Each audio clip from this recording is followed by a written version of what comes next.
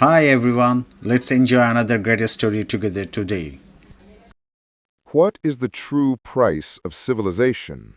For Elias Thorne, the cost was simple. Choose a side that would hang you, or choose a loyalty that would see you dead. In the deadly autumn of 1672, the American wilderness offered no third option. The wind of 1672 did not smell of salt or fresh-cut timber. It smelled of gunpowder and pine needle smoke. It was a scent that clung to the fringes of the Massachusetts Bay Colony, where the structured world of the Puritan meeting house ended and the endless, inscrutable wilderness began. Elias Thorne lived on that edge. His cabin was a crude palisade of split logs 10 miles west of the settlement of New Hope, a town whose name was an absurd testament to the settlers' faith, considering the hopelessness of their geographic position. Elias was a trapper, a scout, and occasionally a reluctant surveyor, but primarily he was an outlier, a man who belonged to neither civilization. The English viewed him with suspicion for his fluency in the Algonquin tongue and his refusal to attend Sabbath. The local tribes viewed him with a cautious curiosity, respecting his solitude but never trusting his white skin. His life was a perpetual exercise in vigilance. Every crackle of dry leaves, every misplaced shadow was analyzed as a potential threat. Only 3 days prior he had woken to a split-second flicker of firelight reflecting on his window glass, a shadow not of nature, but of a man observing him. He didn't check. He didn't move. He simply waited, holding his breath until the silence became absolute, knowing to react was to surrender his advantage. He found the scorched earth where the man had been waiting the next morning, but the silent observer was gone. The lesson was perpetual. Survival was not about fighting, but about disappearing. He lived by the rhythm of the musket and the silence of the forest floor, a life utterly alien to the comforts of Europe or even the settled coast. The message in the smoke. It was late October. The air was turning brittle, and Elias was curing pelts in his smokehouse when he saw the signal. Not a sound, but a visual dissonance. A column of smoke, thin and spiraling, rising from the heights of Sachem's Peak, a mountain deep in unceded territory. It was too dense for cooking fire and too deliberate for accident. Elias grabbed his long rifle, the heavy weight of the steel a familiar comfort. He climbed the ridge behind his cabin, his eyes scanning the vast, unwritten map of the forest. The smoke was a message, one he hadn't seen used in years. It spoke of movement, unity, and the gathering of men. He knew what this meant. For years, the fragile peace held by the great Sachem Metacom had been eroding under the pressure of land deeds, livestock grazing, and the relentless, righteous demands of the Puritan courts. Now Metacom's son, Metacom, known to the English by the title King Philip, was rallying the fractured tribes. The treaties were failing. The powder keg was full. Elias spent the next day tracking inland, abandoning his usual caution. He moved with a speed that startled the deer, following the smoke's vector, knowing he had to intercept the source or at least confirm the scale of the gathering before the first snow fell and locked the landscape in winter silence. He found the encampment just before dusk, hidden in a deep, pine-shaded bowl where a creek fed into the main river. It was massive, not a hunting party, but a strategic gathering of several hundred warriors. They were not just local Wampanoag, but Narragansett, Nipmuc, and others, tribes united in a way Elias had never seen before. Metacom's vision had taken hold. Elias crept away, the terrifying scale of the assembly burning into his memory. He had to warn New Hope. He had to cross the 10 miles of hostile woods and convince the fearful, arrogant council that the very land they stood upon was about to be reclaimed. But before he could turn east, a sound stopped him. A quiet, desperate sobbing. The witness. Hidden near the creek was a figure, a young woman, no more than 20, wrapped in a deerskin cloak, her face streaked with dirt and tears. She was Wamitta, the daughter of a respected praying Indian leader who had tried to maintain peace in a compromised village. Elias knew her. She often traded medicinal herbs near New Hope. She looked up, her eyes wide with terror, not at the assembly, but at Elias. "Thorne," she whispered, her voice tight with urgency, using his anglicized name. "You see them. The fire is built high. Metacom is not trading skins. He is planning. They will strike New Hope, not when the snow falls, but when the moon is thinnest. Tomorrow night." "Why did you leave?" Elias asked, dropping his voice to a low rumble, scanning the woods nervously. "My father pleaded. He begged Metacom for patience, for arbitration. He was dismissed. Metacom's men are securing the soft targets first, the smaller English settlements, the isolated farms. New Hope is their first target outside the main towns. If I stay, I am a hostage. If I warn them, I am a traitor." Elias looked at her, understanding the agonizing choice she had made. She had walked away from her people and her land to save the oblivious settlers of New Hope. "They will not listen to me, Wamitta," Elias said, leaning his rifle against a tree. "The Council of New Hope believes any native word, even one of warning, is a lie designed to draw their meager militia out into the open." Wamitta dug a small, intricately carved river stone from her pouch. It was etched with the Wampanoag symbol for the gathering storm. "They will not listen to your voice," she said, handing him the stone. "But they will recognize this. This stone belonged to the English deacon, Mr. Alden. He was given it as a peace pledge last year. My father took it from Metacom's wigwam. It is proof the alliance is broken. It is a sign of betrayal from a man they trusted." I took the cold stone. It felt heavy with impossible weight. "If they catch you, he will hang you for treason. And if they are not warned," Wamitta countered simply, "they will hang my entire village for complicity." They did not argue further. They had one night to cover 10 miles of hostile, shadowed territory, riding toward a town that would likely execute one of them and despise the other. The race against the sunset. They rode Elias's 2 horses, the dark geldings moving swiftly and silently through the deepening gloom. Wamitta, despite her fear, rode with the perfect, effortless balance of someone who understood the land's contours. Elias knew the primary danger was not Metacom's main force, but the scouts, small, highly efficient groups sent ahead to map the enemy's weaknesses and isolate stray settlers. If the scouts found them heading east, their message would be fatally compromised. 2 hours into the ride, a sudden piercing cry echoed from the north, the high-pitched call of an owl that was slightly off-key. It was a native scout signal. They had been spotted. "They're not trailing the gathering," Wamitta whispered, her knuckles white on the reins. "They're trailing me." Elias veered south toward the river, sacrificing time for cover. He knew this land better than any man, English or native. He guided them through a dense thicket of spruce, pulling the horses into the dead air beneath the boughs, where their scent and sound were muffled. Moments later, 3 figures, silent as shadows, flitted past their hiding place, moving fast toward the east. They were Metacom's most trusted men, dedicated, ruthless, and deadly accurate. They had been ordered to silence the witness.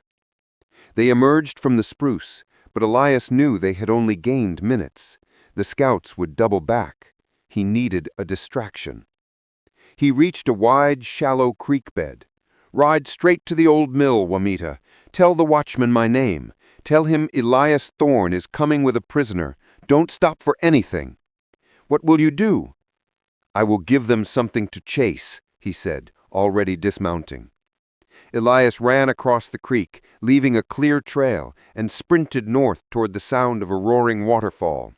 The terrain was rocky and treacherous. He scrambled up a sheer rock face, his rifle slung across his back. At the top, he had a clear view of the river valley. The scouts had doubled back and were already tracing his path. When they reached the rock face, they would know they were close. Elias pulled out a small packet of sulfur and saltpeter, not gunpowder, but potent smoke compound. He lit it, tossing it into the dense undergrowth on the opposite bank. As a thick, noxious smoke erupted, obscuring the path, he fired his rifle, aiming for the high air, the deafening echo bouncing off the cliff face. He didn't fire to kill, he fired to attract attention. The sound of the musket shot, followed by a thick cloud of smoke, would signal to the English settlers in New Hope that a skirmish had begun, perhaps drawing out a patrol. More importantly, it told the native scouts that he was the target. He watched the 3 scouts halt, confused by the unexpected, aggressive challenge. The oldest of them, a warrior named Kitchkin, signaled for 2 to pursue the smoke, while he himself took the flanking path toward the mill, toward Wamitta. Elias had split the pursuit, but he had sent Kitchkin directly to his only chance for peace. He remounted his second horse and plunged into the river, heading for a brutal, desperate interception. Action update. Near capture at the ford. Elias intercepted Wamitta just a quarter mile from the old mill, where Kitchkin had managed to cut across the higher ground. As Elias reached her, Kitchkin emerged from the shadows of the water wheel, his tomahawk glinting in the moonlight. "The lie must die here, Thorne," Kitchkin hissed, leveling a long-barreled fowling piece. Elias reacted instantly, pulling Wamitta sideways off her horse and into the tall reeds of the mill pond. Her legs were tangled in the thick reeds. Elias fired his own rifle, forcing Kitchkin to duck behind a stone trough. "Go! Run to the gate now!" Elias screamed.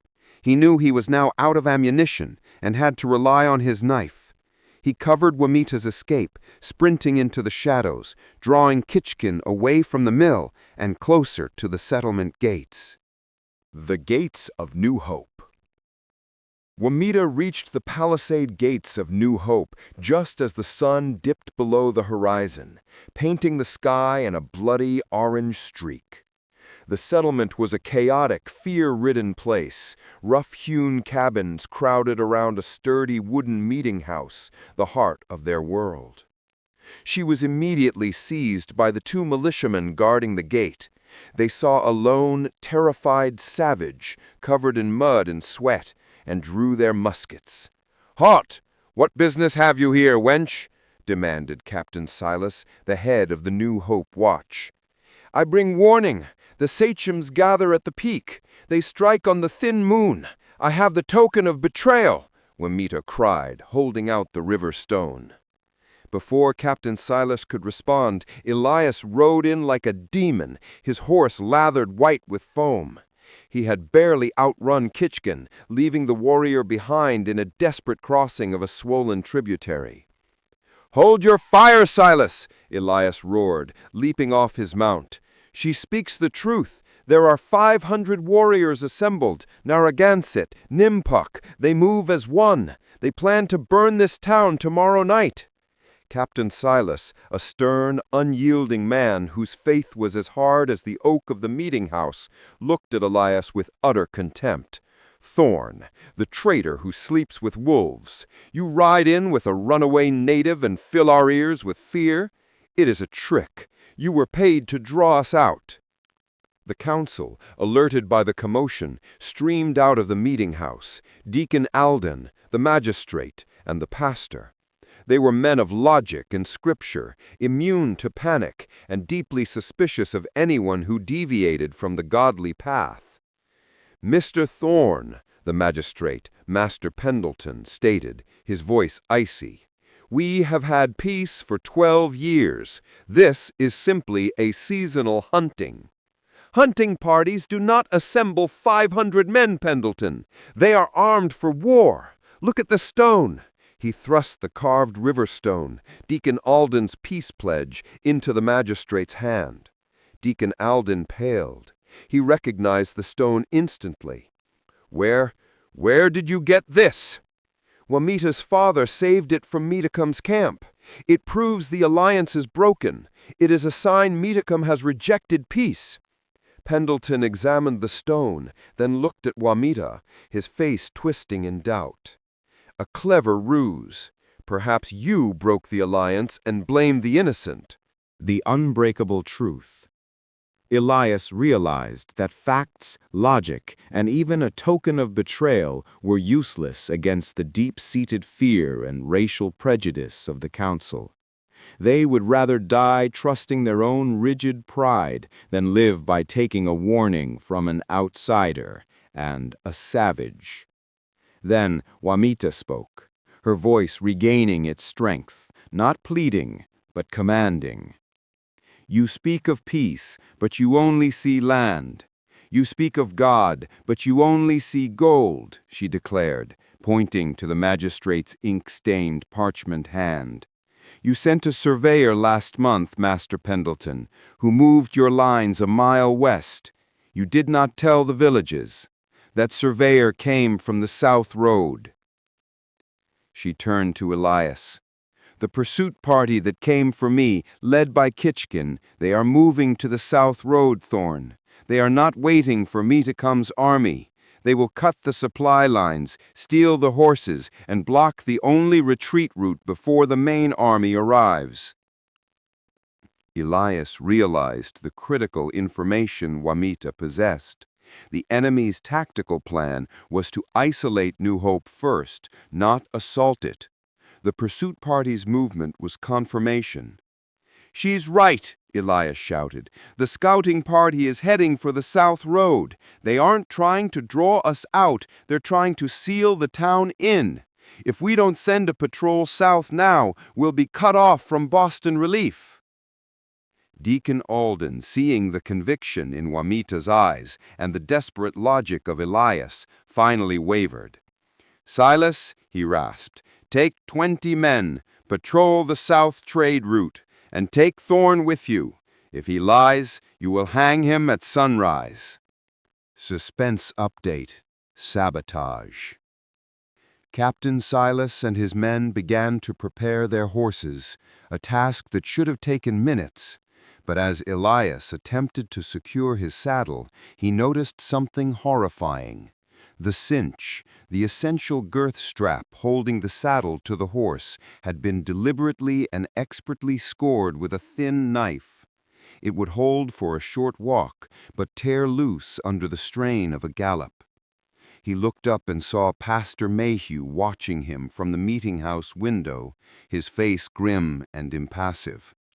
"Silas, check your gear," Elias snapped, cutting the damaged cinch loose. "Someone tried to unseat me. They don't want this patrol to leave." The quick inspection revealed several other minor sabotages: stirrups loosely buckled, a rifle sight gently bent. The fear in New Hope was so pervasive that even within the town council someone had acted to stop the mission, believing it a devil's ruse. Precious time, nearly 10 minutes, was lost fixing the gear, time Kitchkin was using to reach the South Road. The stakes were now impossibly high. The inevitable edge. Elias and Wamitta were allowed to join the patrol, Wamitta reluctantly shackled at the wrist to a young militiaman, a form of forced assurance. They moved quickly under the pale light of the crescent moon, the thin moon. They found Kitchkin and his 2 warriors exactly where Wamitta had predicted, hunkered down near the trade route, their intention clearly to ambush the next supply wagon and secure the path. The fight was fast, brutal, and chaotic. Kitchkin and his men were masters of the forest, using every tree and shadow as cover. Silas's Puritan militiamen, trained in formation drills, were slow and heavy. Elias fought with the desperate precision of a man who knew the difference between a skirmish and a massacre. He dropped 2 warriors with careful musket shots, fighting not for new hope, but for the principle of the fragile warning given across a river of blood. Action update: the final duel. Kitchkin, the last warrior, found himself cornered. He saw Wamitta, shackled but alive, and understood the true extent of her betrayal. He did not aim his tomahawk at Wamitta, but at Elias. "For the earth you stole, Thorne." Kitchkin lunged, a flurry of fury and despair. Elias, having expended his last powder, blocked the initial strike with the heavy barrel of his empty rifle, the shock jarring his shoulder. Kitchkin followed up instantly, drawing a long, jagged hunting knife. Elias parried with his own, the 2 men locked in a desperate, silent dance of death among the pine roots. Steel scraped against steel in the dark, the noise drowned out by the terrified cries of the militiamen fighting the other 2 warriors. Kitchkin was faster, driven by revenge. He managed to slash Elias's torso, tearing through his leather jacket and drawing a gush of warm blood. Elias staggered back, his vision tunneling. He used his last reserve of strength not to parry, but to slam the butt of his heavy rifle directly into Kitchkin's solar plexus. The warrior wheezed, momentarily stunned. It was enough. Captain Silas, seeing the warrior momentarily frozen, rushed forward and brought his heavy musket stock down on Kitchkin's head. Kitchkin fell, silent and still. The south road was secured. The supply line was open. Elias Thorne lay bleeding against a stump, the anodyne fading. Captain Silas stood over him, surveying the scene of the unexpected victory. "You saved us," Silas admitted grudgingly, but his face remained hard. "You and the heathen woman. You bought us a day. But why, Thorne? You hate this town." "I do not hate the town, Captain. I hate the arrogance. I hate the foolishness that believes the world stops at the edge of your sermon." Wamitta, now unbound, knelt beside him, silently tearing cloth to bind his wound. The victory was bought with blood, but the terrible truth of Wamitta's prophecy remained. New Hope was alerted, but Metacom's main army was still assembling. They had averted immediate isolation, but the full-scale war, King Philip's War, was now inevitable. The warning had been delivered, but the trust remained broken. Elias Thorne was taken back to New Hope, treated by the town doctor, and then confined to the stockade, not as a hero, but as a dangerous informant whose knowledge was now too vast. Wamitta, the true messenger, was held in the meeting house under close guard, a valuable, terrifying prize. The American frontier in 1672 was not a simple place of good versus evil. It was a place where honor was found not in flags or scripture, but in the desperate honesty of a warning given across a river of blood. Elias Thorne, the man who lived on the edge, knew that the true war was not for the land, but for the soul of the men who tried to claim it. He sat in the stockade, watching the settlers frantically raise their defenses, knowing that the real battle, the one for the future of the continent, was just beginning, and he was trapped in the middle. Forever the outlier.